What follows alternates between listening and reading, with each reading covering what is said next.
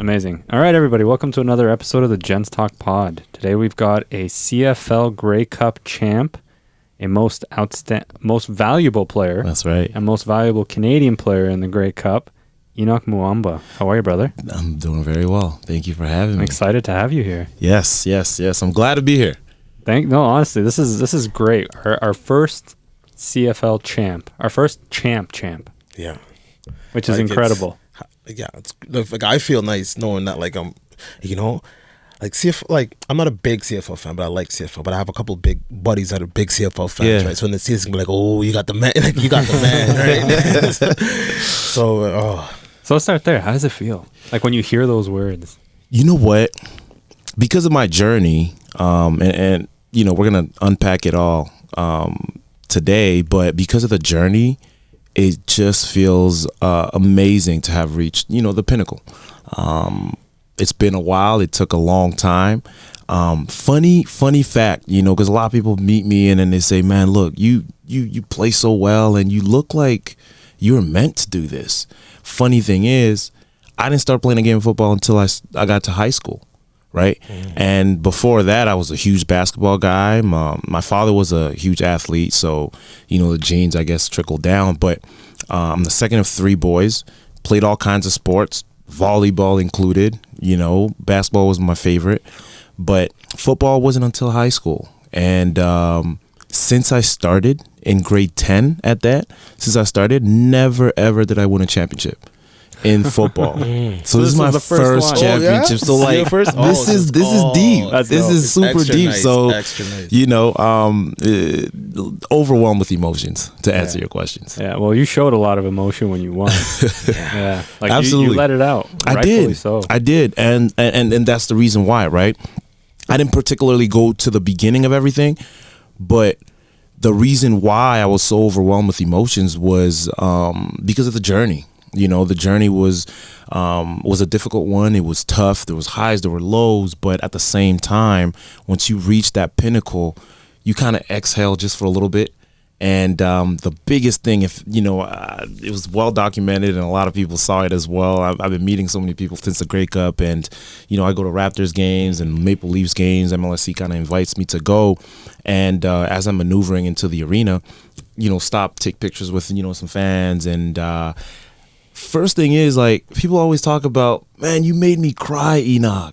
And then like I'll meet people who are like, "Listen, my husband never cries, but that was the first, man, thank you." And I'm like, I guess you're welcome. But people don't realize, hey, look, I always look around, I go, "Look, what about that interception that was clutch?" Can we talk about that? Like, but we don't talk about that. And people talk more about, the emotions at the end of the game. My wife is, has a background in healthcare and in the health space, and she always talks about the reason why is because you connected with them with the amygdala, the back of the brain, which is responsible for their emotions. And so it's just amazing how I was able to connect with so many different people because of my emotions. And again, if you watched it, you'll notice that, my daughter, who was helped by my brother, she ran on stage. My older brother, who lives in Houston, flew down to the game to catch the game. He said I wouldn't miss it. But he was the one who brought my daughter down from upstairs in the box to all the way down and, put her on the stage, and my daughter ran straight to me. And when I saw her, it was a culmination of all the emotions. And I hugged her. And I tell this to people, when I hugged her, it was really a hug that was symbolic. And I was when I was hugging her, I was really hugging everybody that played a huge role in my life. And there was so many people that helped me tremendously, that encouraged me, that challenged me, and that helped me to get to where I got to. And I hugged her, and felt like I was hugging all of them, starting with my wife, who wasn't, right then and there. Yeah. She was making her way down with the other two kiddos. But, she was, I was hugging her. I was hugging my previous coaches, my coaches that kind of got me into football. I was hugging, my former teammates, my former coaches, at the pro level, and my close friends. Those are the people that I was hugging, the people that were there, but also that weren't there. So, it was just overwhelmed emotions. Wow. I want to be hugged like that one day. That sounds like a good hug. Yeah. Well, that's incredible. So tell us about this journey, because you're a man who's obviously lived a life. You've had stints in the NFL. You've had stints with various teams. You're, if I'm not mistaken, picked first overall. So that comes with a ton of expectations, a ton of pressures, and sort of the highs and lows. Share some of that with us. Man, so I can't even start with the first overall pick without talking about, you know, my high school days. Like I said, I talk to people all the time and I tell them about the fact that if you want to be great, it starts with the dream. It starts with a vision, right? And the beautiful thing about dreaming and the vision that you can set for yourself is that it's free, right? Anybody can do it. Mm-hmm. And so I've always dreamt big. And when I used to play basketball and that was my love and that was my, you know, everything for really at the time back in high school and even pre-high school, I used to want to be in the NBA. And that was my dream. Hey, listen, people look at me now and they say, man, you're too big to play basketball. But look, I have some friends that I have a lot of friends, you know, back in high school. If you talk to them, they'll tell you that was pretty good. I was pretty good. Now, like I said, my dream was to be in the NBA. And obviously that didn't happen because I kind of changed course. But it was because I was listening to the people that were around me and the people that kind of nudged me in that direction, in the direction of football, that is. And I picked up the game of football, and I didn't really love it. I didn't really love it. Like if you know basketball players, if you know any basketball players, and if any of the listeners are basketball players, I apologize in advance. But basketball players are soft, right? Let's be real. And I used to be one, but basketball players aren't the toughest, and that used to be me. So when I first picked up a football, I didn't love the game of football. I didn't understand it, for one. I didn't like the physicality that comes with the game, and beyond that, just I just felt like it wasn't for me. But the beautiful thing is I stuck to it. I was encouraged by, again, my coaches, my parents, and my brother, who also started along at the same time as me. And, I just stuck to it. And it wasn't until, a couple of years later when my high school coach, who introduced me to football, he actually coached me in basketball as well. You know how it is in Canada. It's the same guy. And he's your math teacher too. He taught me. He coached me basketball, and then he's like, "Hey, look, you should try for football." So I didn't even know if it was, he was telling me to do that because of his own benefit, because it would benefit him, or it was because he really saw something in me. And so he ultimately kind of nudged me in that direction, and I followed suit. But the beautiful thing was that he actually ended up getting a promotion to coach at the university that I ended up going to, St. Francis Xavier out in Eastern Canada. Okay. And he had gone there himself. And so he gets the promotion. He becomes the defensive coordinator over there. And he says, "Henoc, you got another year left, but I'm coming back for you once you graduate. You're going to come to X." I'm like, what are you talking about? I'm not playing football, at the college level, university level. And I'm like, let it go. And sure enough, I played another year. And I'm speaking about not being tough. I remember vividly my second year of playing football, I hurt my thumb. It was pretty badly jammed and really slightly broken, so I had to wear a cast, and that was it. It was the second game of the season. That was it. I didn't play anymore, but I still had the basketball mentality, the basketball mindset. Whereas now, literally, like if you're watching, you'll see my hands are broken. I mean, I have some fingers that are broken. This one is the worst, but this one's also broken. This one's messed up.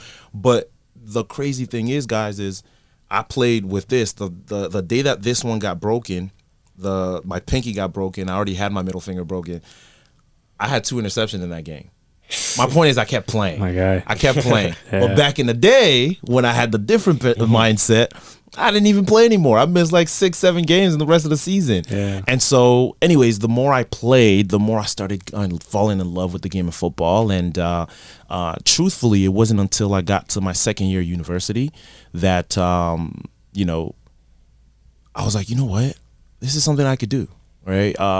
Was it just skill at that point that you were looking at yourself and you go, okay, I'm actually good at this? Or was it mentality, I can see a future in this? Okay, let's dive into it. So I commit to St. FX, right? Mm-hmm. My coach had predicted that.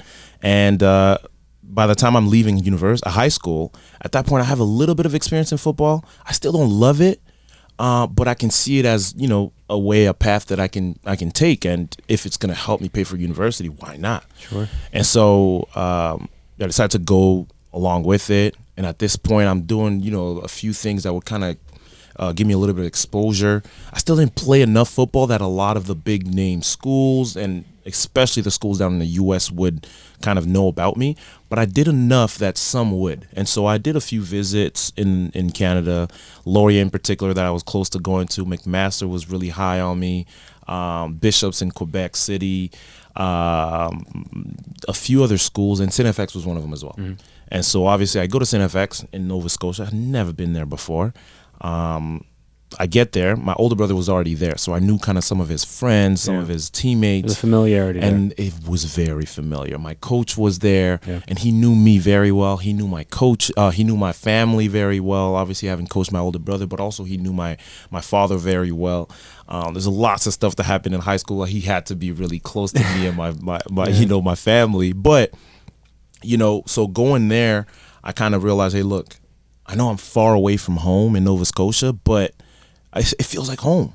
So I chose to go with that school, and I ended up there. I remember like it was yesterday. My first year in university, I barely did anything. If you look up the stats, I don't think you see anything. You might see a bunch of zeros everywhere as far as statistics. Mm-hmm. But I remember like it was yesterday, sat down at a table. We went to play our rival school, St. Mary's, in a playoff game. We lose to St. Mary's. And to be honest with you, I was pretty content. I was happy. I was fine. You know, I know, you know, you're young. You tell yourself, hey, you got so much time. And so the head coach, who I wasn't familiar with, the head coach, though, comes and calls me down. We're at a restaurant before we headed back to CFX. He sits me down and he tells me, Henoc, I'm going to build this team around you. I'm going to be like, what is he talking about? Right? And sure enough, you know, I just nod and agree to what he's saying, but I didn't believe anything that he was saying. And so I go back and I tell the core group of guys that I hung out with.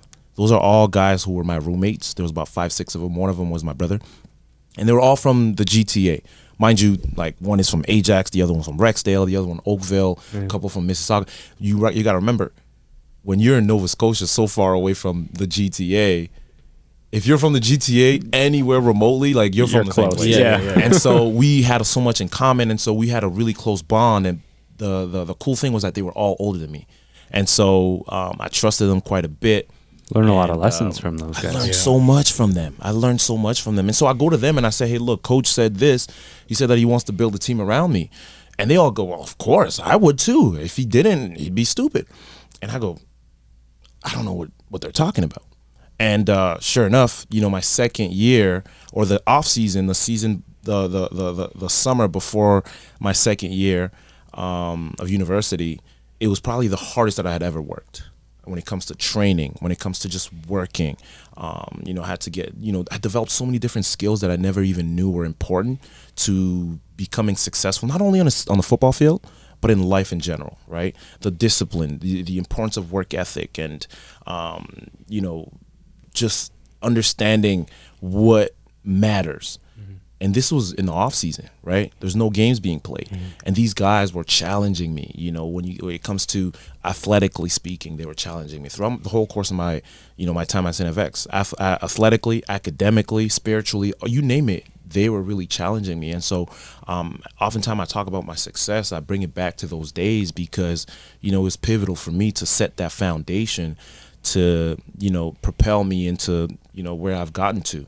But my second year in football at CFX, it was, man, a blur, you know, whole bunch of tackles, whole bunch of plays on the field.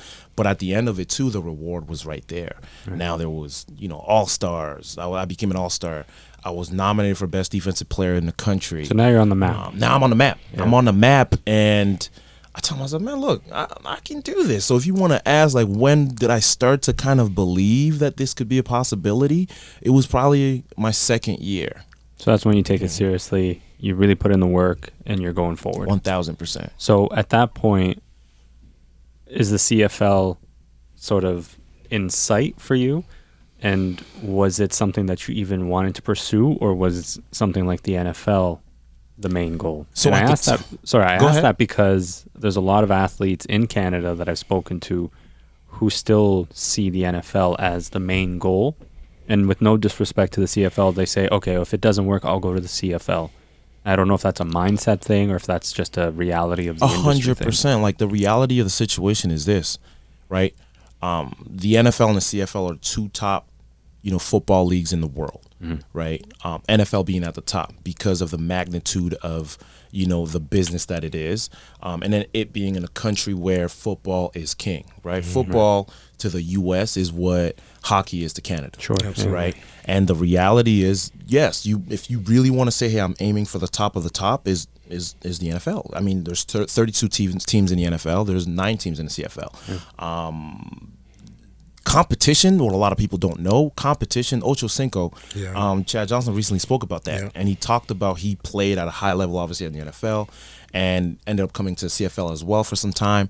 And he talked about how surprised he was about the level of competition that he found when he came to the CFL. So competition-wise, it's really up there. But back to answer your question, my second year, I wasn't even thinking professional yet. I was just thinking, look, I can do this, repeatedly. And so in my mind, I still have 2 more years. Who knows what's going to happen down the road? The sky's the limit. But at that time, I told myself, man, look, this is doable. And so when you talk about taking that next step at the pro level, it wasn't until my senior year, right? And again, all the accolades were kind of ramping up, and I got multiple All-Stars again. You name it, they gave it to me, the awards. And that's when I started to think about the next step. And I was like, listen, and to be honest with you, it wasn't even me as much as it was the people that were around me, right? The people that believed in me, the people that really spoke life into me. And so they came to me and they would tell me, hey, look, listen, you're the real deal. At times, I didn't believe it really, but sure enough, they were telling me this over and over and over again. And I truly believe that plays a huge role in somebody's success. And so, when I started to think about the pro level, I started to think about the NFL. I got an agent by the name of Jonathan Hardaway, who actually passed a couple of years ago. I really wish that he was able to kind of see everything. And again, you talk about the overwhelming of emotions. Like, he was also one of the people that I was thinking about. At the pro level, you got to remember, like, there's so many players that, sign with an agent, and by the end of their first year, they fire them because they can't trust them. They don't believe in them. And so that happens all the time. Like, it's very common that you sign with an agent and you fire them. My agent, I'd never fired him. I never fired him. And as a matter of fact, I actually referred him to so many different guys because I trusted so much in him. And he was one of the guys that believed in me. And so my older brother, the year before I leave CNFX, he and another one of my roommates who was older than me, they get drafted in the CFL. They go to the BC Lions. And so as I see this, I said, oh, well, I can definitely do this. I got 1 more year. Let me do everything that I can do, and I could possibly do that as well. And, the NFL word kind of bounces off every once in a while. Somebody says it. It's a possibility. It could happen. But I get with my agent, who I get connected with through a former Defensive Player of the Year in the country as well, at the collegiate level. And he introduces me to his agent, and he was playing in the NFL. He was playing for Kansas City Chiefs. His name is Corey Greenwood. He played at the University of Concordia. And Corey introduces me to his agent. And long story short, Jonathan ends up saying, listen, you had an amazing career, but take your time and look around, make sure I'm the person that's going to be for you. And I loved it because at the time, like, every agent that was after me or that wanted me to sign with them, they were just telling me everything that I wanted to hear. Yeah. It's typical. And so once I did my due diligence, he does it as well. He tells me, hey, look, let me do my research, even though I can see all these things that you've achieved. Let me do my due diligence as well. So he calls around, talks to a bunch of, CIS at the time coaches, and finds out about, who I am as a character and everything. And he only hears great things. And so the next time we speak, I commit to him, he commits to me. The rest is history. But the moment that we started to talk, he was telling me about, hey, look, you're going to go to the NFL. You've done enough, and I've seen enough. Here are the next steps. And so he kind of laid out a path and sent me to the U.S. to go train before the combine in the CFL. And, from there, it just took off. And funny story. 2011. If there's any true NFL fans, do you remember what it was in the NFL? What? 2011. I don't know. It was a year of the lockout. Oh, that's right. And so I'm leaving, the collegiate level. Yeah. You're about to go in. About to become a pro. My agent is well connected in the NFL. He has a few clients in the NFL. And, he says, you got what it takes. And lockout. Sure enough, there's a lockout. I mean, if I was born a year before or a year after, it's a completely different conversation. I mean, I'm at a camp, possibly even at the NFL Combine. I get invited to a team's camp. Completely different, literally. But I was born in 1989, which made it so that when I'm leaving university, it's 2011. Yeah. And so... so you get to a point now where it was in 2011 where you got drafted first overall. That's right. And then I think what was it? A handful of years later, you had a stint with Indianapolis. That's right. That's you played right. for, what is it, a year and a half? Year and a half. And then you got cut. Yep. Walk me through what's going through your head in that moment. Because for all intents and purposes, you went the route of the CFL, you got to the NFL, you played, and then you got cut. A lot of guys don't recover from that kind of thing. Yeah, it's tough. It's challenging. But at the end of the day, to me, I kind of always had a plan, and my plan and my goal, specifically when I entered the professional realm, was I began with the end in mind. And I had a lot of mentors. I had a lot of guys that I knew who were playing at the next level who were telling me this all the time. Like, hey, look, don't just come to play. Play, but also develop off the field. Play and grow in different ways. And so I always did, and even my first 3-4 years as a pro, I always try to do different things. And so I'm not gonna lie, if I I'd be lying if I said that it was easy, it was simple. After the getting released in Indianapolis, I felt like I belonged. I felt like that's where I needed to be at. But I think I had a good enough understanding of what pro sports was about to kind of reframe the situation. And it's one thing that I had to learn to do really early on in my career, where you got to reframe it in order to motivate yourself, right? I believe in intrinsic motivation and how important that is in order to move forward, and set a new goal, right? And so when it happened, it was tough. But, it was after an injury, and I'm talking to my agent. My agent was super positive, too. He was like, hey, listen, don't worry about it. You've done enough.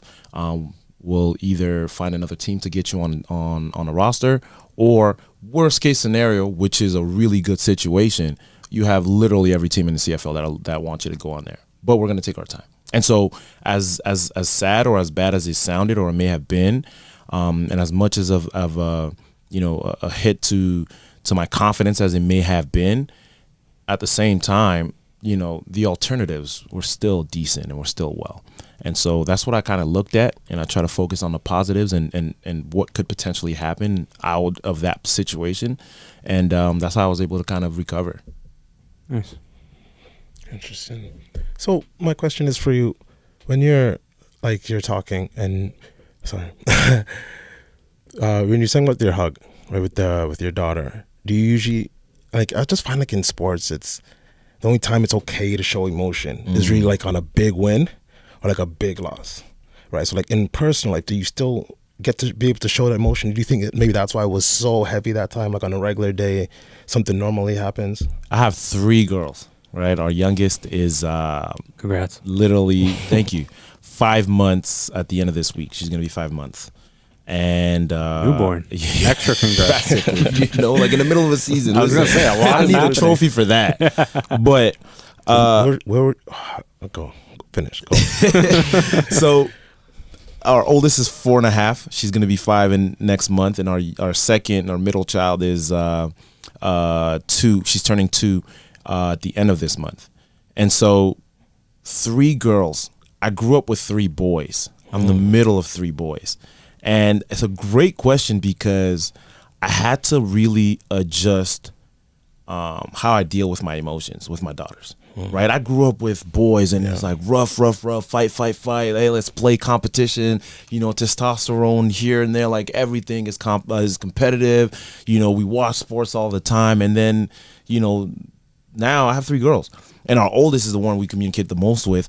She's just teaching me how to deal with my emotions in such a different way. Like even when I love my daughters, love them to death. But even like when I get mad or at something that she may have done, and I tell her, hey, look, you're not supposed to do that. She is super emotional herself, but she'll start to cry. And then, and my wife is amazing too, because we're just learning as, relatively new parents, how to kind of, deal with our kids. And specifically me in particular, I am learning to listen to her emotions, our daughters, more than just the things that they do, right? And so sometimes all she wants is a hug. And it's not the yelling, it's not the talking, it's just a hug. And so I say all that just to say, though, to answer your question is, all around I'm pretty, I wear my emotions on the sleeve. I mean, when I got married back in 2017 with my wife, I was extremely emotional too. That was a long journey and it was a long process. There was a lot going on in my life. I was going from NFL to CFL and everything. And we had been together for some time. And so we finally get married, cried, and I didn't realize this till recently. My sister-in-law was the one, Henoc, you cry all the time. I said, no, I don't cry all the time. As you're crying, saying it. But I don't mind showing my emotions, but 2, I think that it's important. And 3, it's just, who I am. And I think it's a great question that you pose, because I think that so many people feel the need to hide their emotions, and I don't think that it's healthy. Why? I think that hiding your emotions, covering your emotions, you're not getting to the root of a lot of different situations and things that you may have experienced or may have encountered, right? I remember, this is not even long ago, maybe a year ago or so, when my wife and I had a deep conversation about men crying. We went to watch, it was like one of our first date nights after our second. We went to watch King Richard. The movie about Serena Williams, Venus Williams, and the Williams family. We got invited to the premiere. We go, we watch it, and I just found myself crying. I'm watching it, I'm crying, but the reason for that was because I was putting myself in, Richard, the dad's shoes. And I was seeing everything that was happening, the injustice and, the challenges and the prejudice and everything that was happening with the Williams sisters. And I just felt all the emotions in the world. But my wife and I remember talking about it, and she was super encouraging. And she was like, listen, like, that's great that you're able to cry like that. And so that was one of the moments that I really realized, hey, look, there's nothing wrong with it. And as a matter of fact, I feel like it's important to be able to express your emotions. I think that it allows you to see yourself in different ways, but also dive deeper into who you truly are. And I think that there's a misconception out there that says, hey, look, if you cry, especially as a man, especially as a black man at that you're weak. But, I've grown so much over the years to realize that vulnerability is strength. And people don't really see it like that all the time. Do you find that in professional sports, particularly football, that there's still a toxicity in terms of men showing their emotions? Because they're showing emotions, like to Matthew's point, where on the field you can show emotion and somebody will say, yeah, that's a passionate player, I like that. But then the minute you're off the field, if you're showing emotion, because players go through the ups and downs, right? Some days you're performing, some days you're not. You don't know if you've got an injury, your season might be cut short. Those are all raw emotions that boil to the surface, and a lot of men, they suffocate that emotion from coming out. Do you find that still exists too often, particularly in football? I think so. I think so. But I also believe that, those are things that are taught, right? Those are things that are taught. And to me, I really try to use every single experience in my life to try and teach, another person. One of my life's motto is literally, my wife and I, we say we either grow or help grow, right? And so I try to do that even through my career. And as I was, I've been going through my career and everything, I see how my life and my career kind of merge. And to your point, a lot of times, it's funny because I told this to my wife recently too. I told her, hey, look, maybe like not even 2 years ago, maybe like beginning of this season, middle of this season, I told her, man, do you know something funny? And you can never repeat this. And she started to laugh. She said, what? I said, I feel like I act when I'm on the football field. And there's a couple of reasons why I say that. I said, I feel like I act when I'm on the football field. She said, really? Are you kidding me? She was laughing about it for maybe like 3 weeks straight. Mm-hmm. But, on the field, I'm known as this intense, fearless leader. Almost no emotions, but very much someone that loves connection. And I think one of the reasons why I feel so comfortable being who I am on the football field, I think has to do with maybe the amount of success that I've had, and I'm not ashamed about who I am. And I think that some people who may not have had the success or the accolades feel like they need to suppress it in order to not be looked down upon, which I'm completely against. But I encourage that. I really do, and I try to connect with a lot of my teammates beyond the game of football. And I find, over the years, I've been pushed into leadership positions, and I found that, that really allows me to get the best out of my teammates, right? When they know that Henoc cares about me beyond what I do on the football field. And so it's been, an amazing journey, and I've grown so much, and the game of football has grown so much, has allowed me to grow so much on the field, but everything that I learned on the field, I apply to my life. Right. And I tell the young guys all the time, I say, guys, look, when you come and play football, specifically at the pro level, 1, it's a business. 2, it's going to take so much from you, like so much. How so? I'm talking about sacrifices. There's Christmases, I remember at the beginning of my career, like there's Christmases, holidays that I've spent away from my family. You sacrifice time, you sacrifice, literally people. I had one guy that I loved when I played in Indianapolis. His name is Dave Thornton, and he was actually taking care of the players over there. He used to say this one thing. He said, guys, and he had an amazing career himself. He was a linebacker, but he used to say, hey, look, I left so much on that field. And he used to be like very serious about it. He's like, I left so much. Flesh, blood, some bones, and he had multiple surgeries, and he'll show you, like, you think my hands are bad, like he has broken hands, one hand's pointing left, it's supposed to go straight, and he had multiple surgeries like ribs and knees and hip and you name it, right? And that's what he talks about, and it's his reality and it's the truth. And football takes so much from you, physically, tangibly, and things that you can't even account for. But it takes so much from you. You have to be able to get something out of it. And for me, I always tell the young guys, you have to be intentional about that. And it's only when you're intentional that you can gain from it. And if you look at me as, as Henoc, the one who, started playing a game of football back in high school or continued playing a game of football in university, completely different guy. The fact that I can sit here comfortably, talk to you guys and have this conversation and talk in front of crowds and do the different things that I do now, it's because of the growth and evolution that I've experienced through the game of football, right? But I've also been intentional on gaining from the game. So let me ask you a question there. You dropped a little nugget that I thought was very interesting. Football takes a lot from you, physically and in ways that you can't see. There's a lot of criticism in general around contact sports, whether it's football or hockey, even basketball to some degree, soccer. They hit a ball with their head often.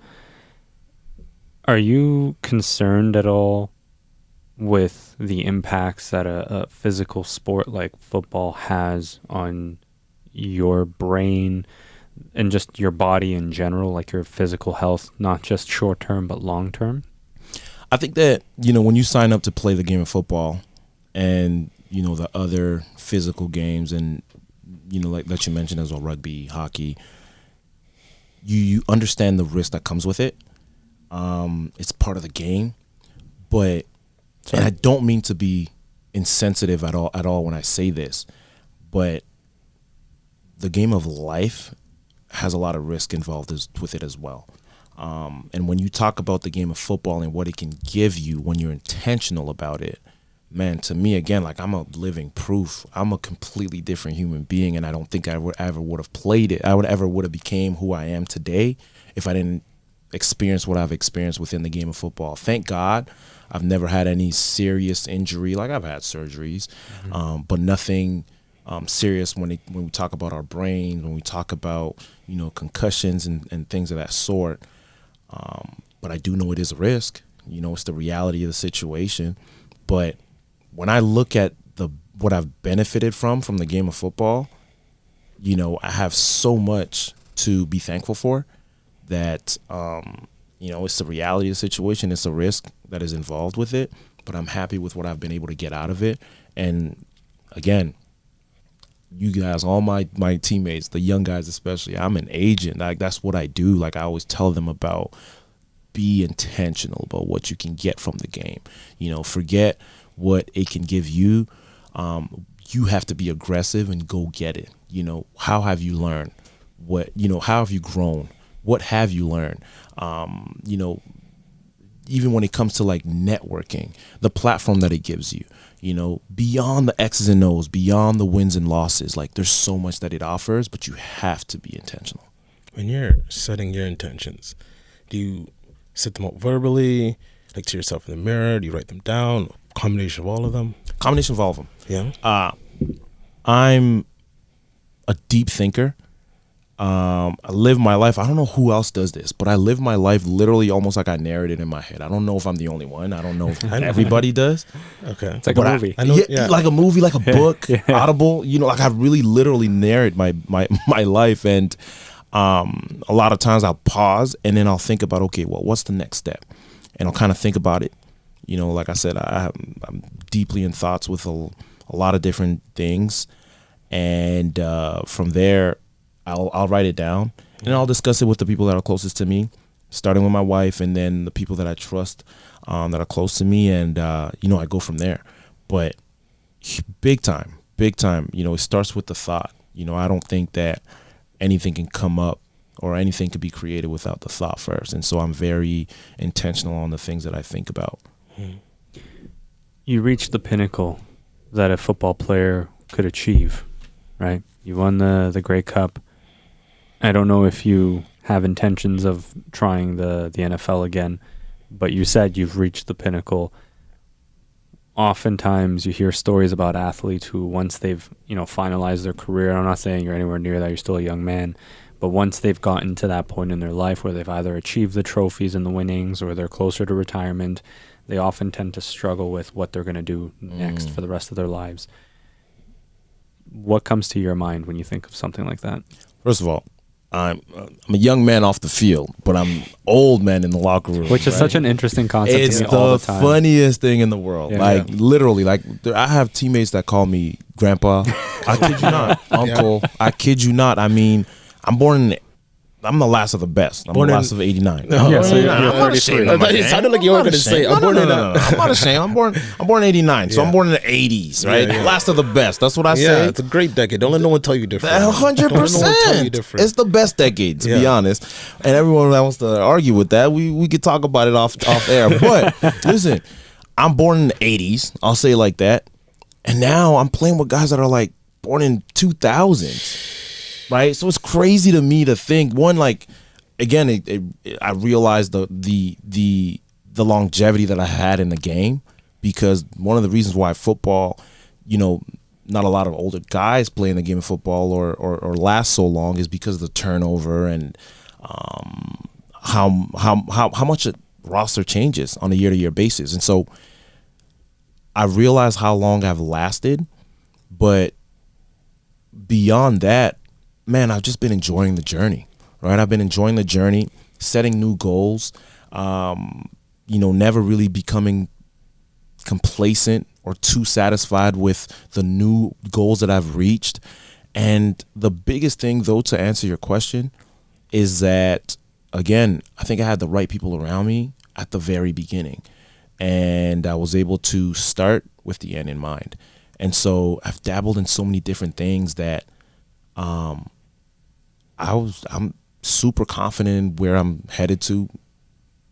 If I'm done playing the game of football, and I've been saying this, the funny part is I've been saying this for maybe 4 years, because I've been so ready for the transition that, you know, if I'm done, if I've played my last game, I'd be okay. And to be honest with you, if I retired last year, I would have been okay as well. It's a good thing you didn't. 100%. I was actually close. Funny story. I was actually close, and when I was contemplating, you know, retiring, actually not last year, 2 years ago, because my mother-in-law, we lost my mother-in-law, who after we bought our house here in the GTA, my wife and I, we had our oldest.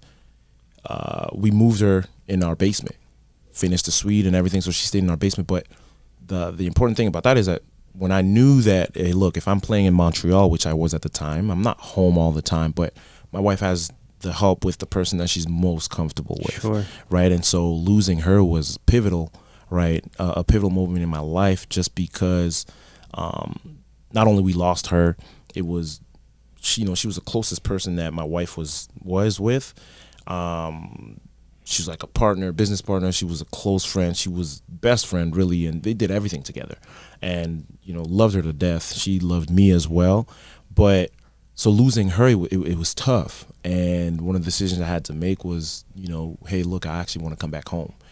And Pinball, who is the general manager of the Toronto Argonauts and has been a mentor of mine for years, contacted him, and we've often talked about working together in football. And so, that was a possibility. But huge thing was that it was either I play for Toronto or I retire. And at the time, I would have been okay with retiring. I remember, sharing that with some of my close people in my circle, and they were like, no, Henoc, you're not done yet. Henoc, you're not done yet. Don't do that. So, I think a lot of other people were having a harder time with me retiring than I was. It's interesting. So are you retired now? I'm not retired. Are you going to retire? I'm not retired. I may or may not. Why not retire at the top? Do like the John Elway, just retire. Like, good, told y'all. Or you could do the Tom Brady and retire and just keep going. It's like, still got it. Just keep everybody on edge. Look, it's still up in the air. It's still up in the air. I got decisions to make. No, not even for that. As much as, to be honest, man, the last 3-4 years has been more about giving back. Giving back to the game, giving back to my community, giving back to, my country of birth, giving back to the people that I work with, the young guys. Like I enjoy doing that. And the game of football provides you such a platform that you can do that at a high level. And I don't think that's gonna stop when I retire. But at the same time, I'm just looking at all my options. And is coaching an option? Man. Would you want to? A lot of people are telling me I should. And not to toot my own horn, I think I would be a great coach. Yeah. I feel like you have to be very articulate as a coach. I love, like I said, I love giving back, and I love spending time with guys. Like, one of the reasons why my coaches right now, if you ask my defensive coordinators the last maybe 3, 4, or 5 since I've been like a vet and a leader on the teams that I've been on, they'll tell you they love Henoc. And one of the reasons is because I spend so much time with them. Mm-hmm. And I realized one thing, like a coach is a player that can't really play anymore, right? So I spent so much time with them, I think like them. And so when I think like them, I act like them as well. And I literally coach up a lot of the young guys. Like, I'll stay after practice and I'll coach up a guy, and I'll come in early and I'll coach up a guy. And I don't have an issue doing that. Mm-hmm. But I don't know if coach is in my future. Yeah, a lot of MVPs aren't coaches. I don't even know if it's that as much as it's the fact that, again, we talk about the exchange between player and the game of football. I just feel like I've given so much time to the game of football that I don't know if I'm willing to commit, because I know myself too. I'm going to be, putting in the time. And coaches, people don't give them enough credit. These guys, put up with a lot of crap. Yeah. They put up with a lot of crap, but a lot of egos. They put up so much time into like prepping for games. People don't know how much it takes to prepare for a game. Right. It takes so much time. Like, some of my coaches I know, like, they go home sometimes for like 2-3 hours and then go back to work. right? If we come back from like a game in BC and we fly back home, we play a game like say 7 o'clock Eastern time. It's already 10 o'clock here. By the time we fly back, it's like 4 a.m., 5 a.m. I've seen coaches when I've played on the East, in the Eastern Division, who literally we landed and they go straight to work. And I'm just not willing to put in that work, that much time anymore in football when I call it a career. But I would still be willing to be a general manager. I'd love managing. I would love, not that it doesn't demand that much time, but coaching wise, I think it's so much more restrictive. But general management, I love media, so I would get involved with media as well. I would still stick around the game of football. I want to say this. At all or any? Yeah. That's been like the new route too that I love. I love when you get actual players absolutely that are commentating. As much as you're good at, it's just better to hear a player talk about it. I don't know, absolutely. They just understand. And then you trust and believe it even more. Yeah. But I want to touch on this thing. Like, you asked a great question. You talk about, am I afraid of retiring, or am I afraid of post football? Which I think it doesn't get talked about enough. Which is why I've been on such a campaign to always bring this up to guys. And then I think also the pandemic was a blessing in disguise, because it forced a lot of the players to be like, hey, look, if football isn't there, what am I going to do? Right? How am I going to transition? What else am I really interested in? What else am I passionate about? Right? Which are things that, if you're not forced to, sometimes it's hard to do on your own. And so, like I said, I was fortunate enough to have the right people around me to nudge me into that direction and to think about those things. And I've been able to do that, which is why I'm so confident. So two reasons why I'm so confident in, retiring and transitioning is, one, the mentorship that I've received over the years, and the work that I've also done, right? So it gives me the confidence to be able to be like, hey, look, if I'm done, I'm done, right? And I'd come to terms, I'm telling you guys, literally 2 years ago maybe, my wife and I talk about this all the time. Like, we were, we had come to terms with, hey, look, you know what? Maybe I am Charles Barkley. Maybe I can have a great career and never won a championship. And some people throw around the, hey, look, you might still, man, you're so good, you're still a Hall of Famer. And I'm like, I don't know, maybe not first ballot if it does happen, but you don't have a championship, you can still be a great player, right? But at the same time, I had so much confidence again with the work that I've been putting in over the years. But there's one particular instant. I was in Indianapolis, right? And again, like I'm a man of faith. I grew up in the church, right? And I remember like it was yesterday. I was in Indianapolis, I signed a contract with the Indianapolis Colts. People have no idea. We skipped through this part, but I had an injury my very first year, my very first game. Not even game, actually, first preseason game as a professional athlete with the Winnipeg Blue Bombers. Mind you, we touched on it. I was drafted first overall. Talk about the expectation from the media, from the fans, people start from calling you a my boss teammates, like that. from my teammates, from my coaches, right? Preseason, I get tripped up by a gentleman by the name of Rico McCoy. I'll never forget it. He number 5. He went to University of Tennessee. I'll never forget it. He was a fellow linebacker, and he went and I'm running down special teams, and he cuts me off. My teammate, mind you, he cuts me off and trips me. I fall, land on my knee. My very first serious injury in football, right? Again, thumb is nothing. But my very first serious injury. Before that, it's been sprained ankle, sprained shoulder, all things you recover from without having surgery. Microfracture to my knee, and I see the doc say, hey, doc says, hey, look, you're done for the game. I say, Coach, Doc, I think I'll be fine. He said, no. Try and run right here. And I try to run. Sure enough, I'm limping. I was like, okay, cool. It's preseason. There's another preseason game, and I should be fine for the season. He says, okay, well, typically this injury is, with good rehab, you'll be out for about 4 to 6 weeks. I said, 4 to 6, okay. It's going to pass. I get told anything from a doctor 2 to 3 weeks. I come back in a week. I feel like I'm invincible. He says 4 to 6. I'll be back in 2. Again, mind you, like, I know how to work hard, and I've never been allergic to hard work. And so I tell myself, hey, look, whatever they're going to tell me to do, I'm going to do that times 10, right? And so sure enough, I end up missing half the season, which is a CFL season is 18 games, 9 whole weeks.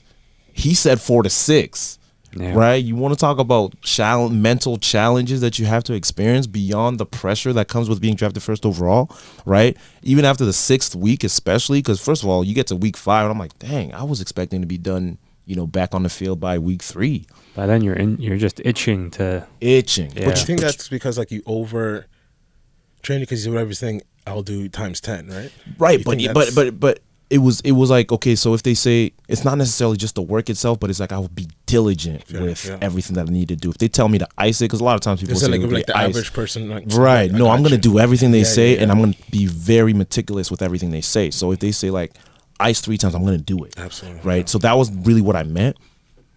Excuse me, but so I missed 9 weeks of the season, but at this point I got to get on the field, but I've missed so much time that now the first overall pick is just starting to play, and I'm not even really involved on the defense. I'm playing special teams. You're not in game shape. People don't realize you're not in game shape, and so now I'm struggling already, and I'm just trying to get comfortable at the pro level. Drafted first overall, mind you. Yeah. Fast forward, we end up going to the Grey Cup my very first year as a rookie. I don't play too much on defense. I'm maybe on a couple of packages. I play special teams, but we lose that game to my brother at that. My brother's team, the BC Lions. So we lose, and I tell myself, hey, look, I got to get back. Off-season training again. I come back. My second year is even better. Not to take too much time on it, but I become a starter finally, and then the rest is history. From there, But I get to Indianapolis, and I remember, having a lot of attention from a lot of different teams. I go and I do workouts, and they all give me good feedback, and I finally end up choosing, out of the 19 teams that called, I chose Indianapolis. I go to Indianapolis, I do my physical, which I did with standard. I did with everybody. And the doctor there says, oh, okay, well, we see your history because everything's documented. Sure. They see the history, and he says, hey, look, you should probably do a surgery, a scope on your knee just to clean it up and to make sure that you last the duration of the season. I go, okay, well, if you think it's fine and that's what I need to do, then let's do it.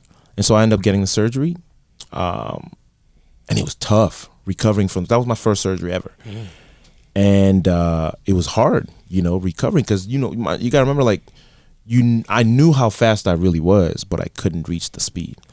I knew how quick I was, but I couldn't be as quick.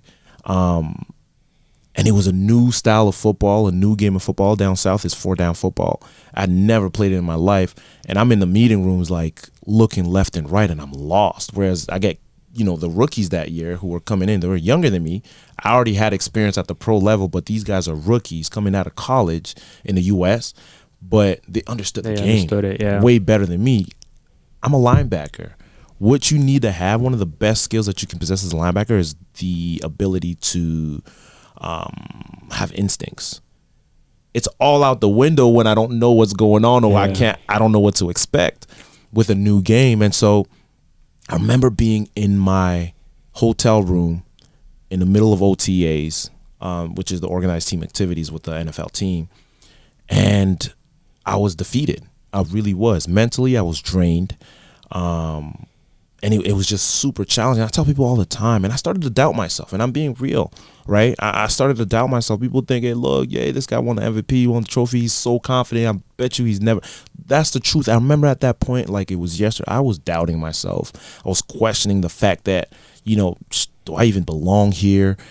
And all at the same time while my phone is buzzing out the window because all they see is Henoc Muamba signed a contract with the Indianapolis Colts, but don't really know the details. Yeah, they don't see what's going on behind. So the big thing is, like, a lot of times people see things from the outside looking in. They don't understand what's truly happening, right? Comparison is such a thief of joy, and it's so hard. Like, people have to be conscious of that, right? That's one thing about that story. But the other is, I remember being at my lowest, at the bottom, rock bottom.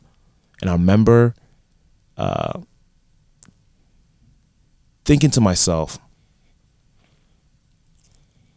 this is what I actually did. It was actually this is what I did, and this is back to your point when you're talking about what kind of thought process, person I am.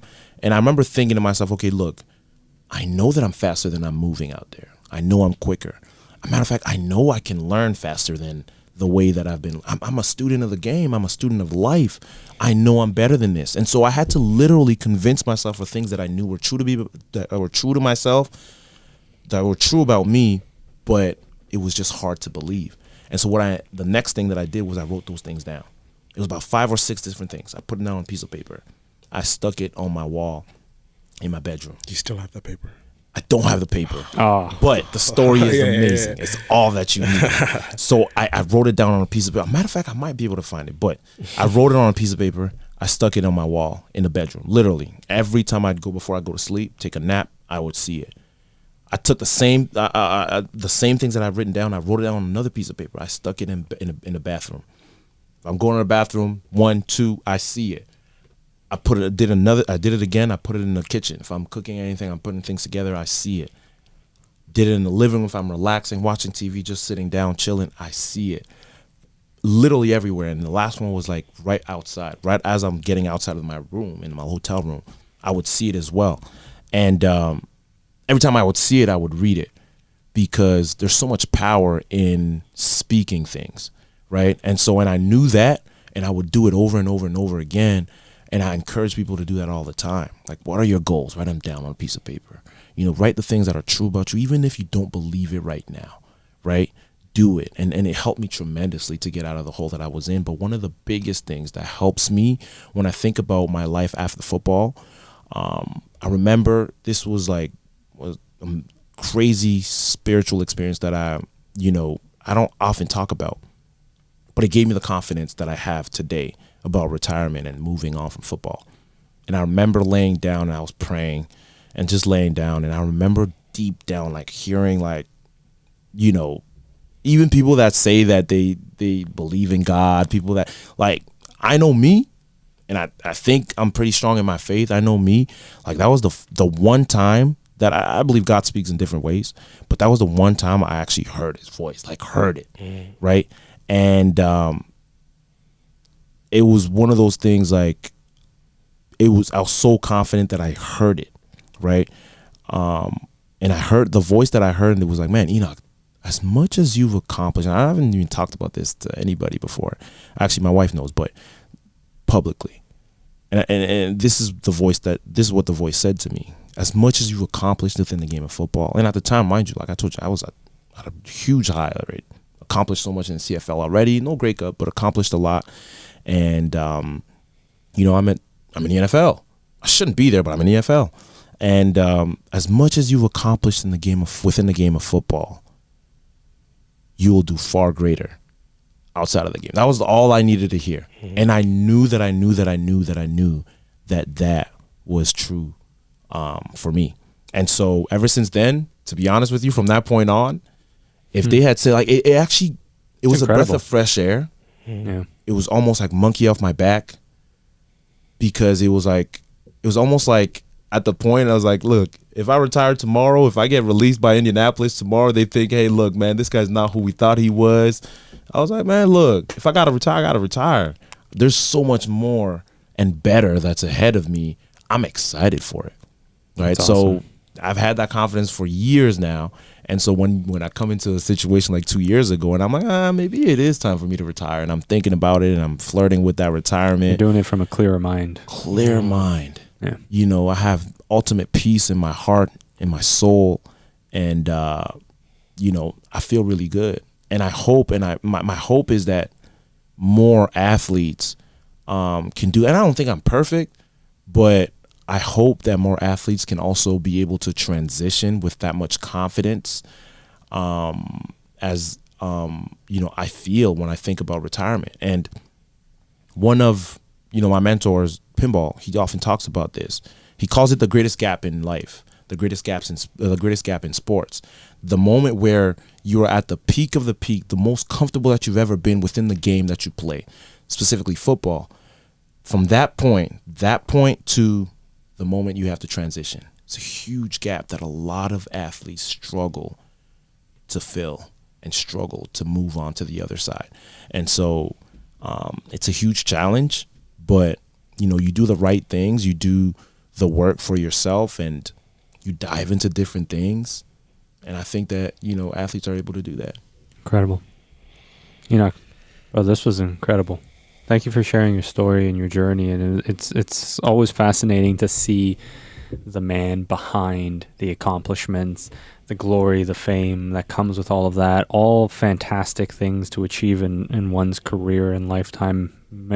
Many of us don't even come close to something like that, but to be so humble and to share that journey is incredible. So thank you for doing that.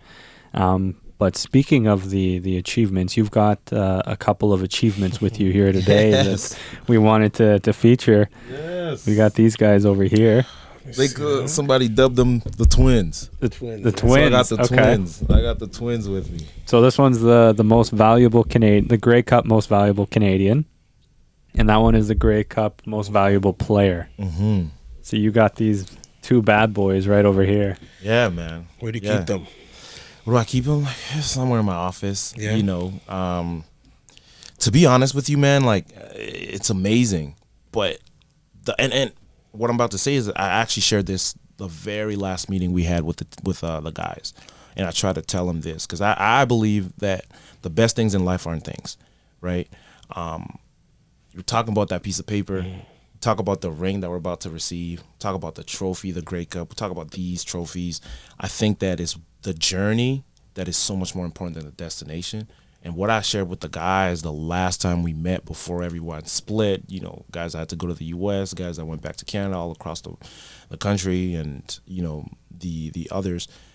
What I shared with them was that my hope was that this past season, this past year, the best thing that happened to us, I hope that it wasn't just the Grey Cup.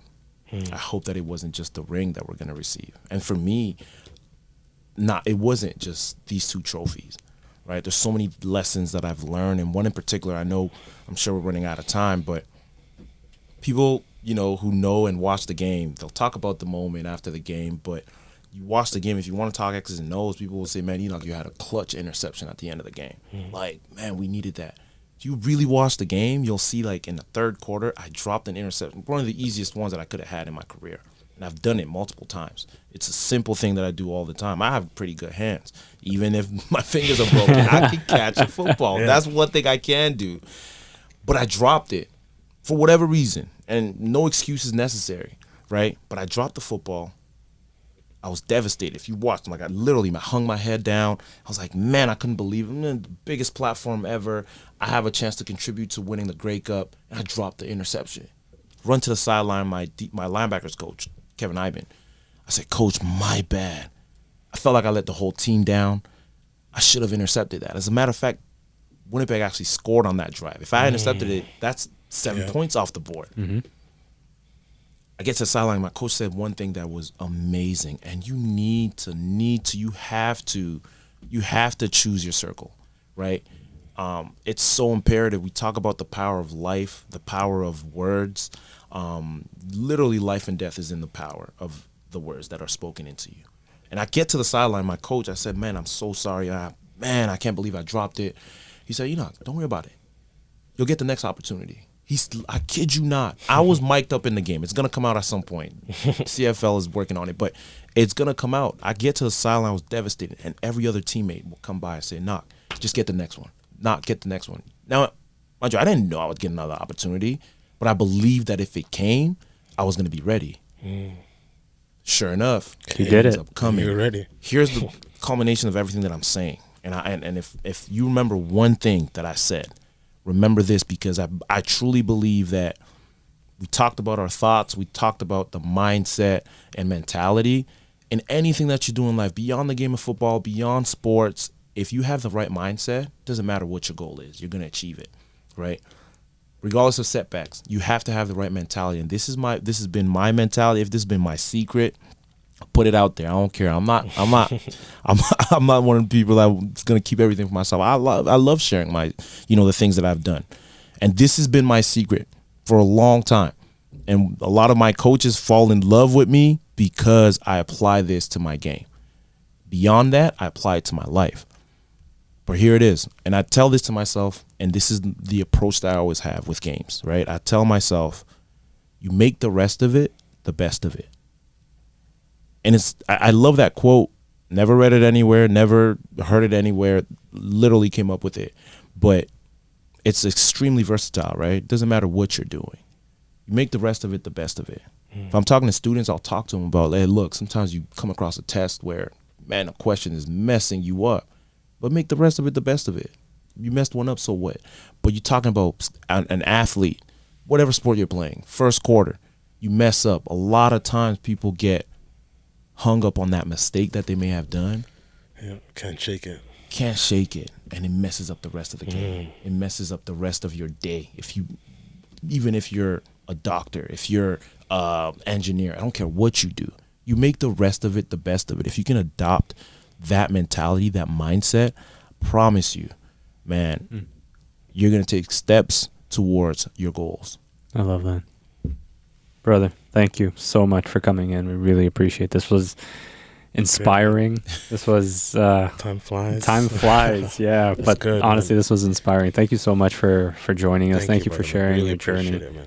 And whatever you do decide to do, you got fans for life right here, and we're cheering you on every step of the way. We're excited to see the next step of your journey, whatever that ends up being. And yeah, man, let's. When do you have to make an announcement when you're retiring by? Man, I'm going to take my time first and When foremost. do you have to let the last day? To be honest, Training camp?